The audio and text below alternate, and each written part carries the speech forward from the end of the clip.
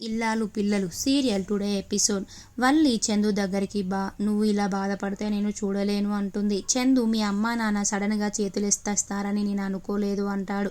వల్లి అనుకోకుండా అమ్మా నాన్నకి లాస్ వచ్చింది అంటుంది. చందు వల్లిని కాసేపు నన్ను ఒంటరిగా ఉండనివ్వు అంటాడు. వల్లి అక్కడ నుండి బయటికి వెళ్ళి వేరే దగ్గర కూర్చుంటుంది.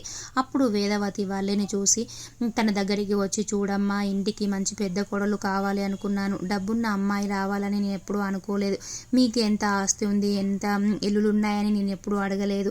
మేము పైసా కట్నం కూడా తీసుకోకుండా నిన్ను కొడలుగా చేసుకున్నాము. మీ ఆస్తితో మాకు పని లేదమ్మా. నువ్వు ఎప్పుడెలా ఉన్నావో ఇప్పుడు కూడా అలాగే ఉండమ్మా. నీ తోటి కొడలు కూడా నిన్ను సొంత అక్కలా చూసుకుంటారు.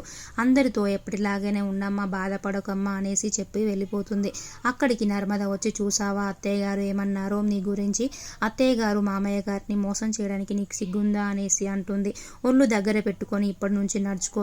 మామయ్య గారిని అత్తయ్య గారిని ఇప్పటి నుంచి మోసం చేయకు.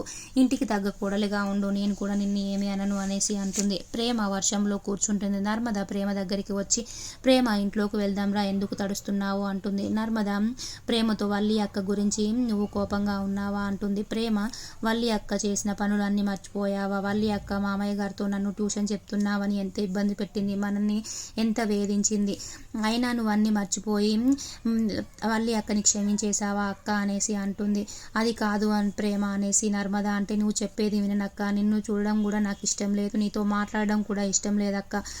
నీతో ఇప్పటి నుంచి నేను అసలు మాట్లాడనక్క అనేసి ప్రేమ అంటుంది. అప్పుడు నర్మద చాలా బాధపడుతూ ఉంటుంది.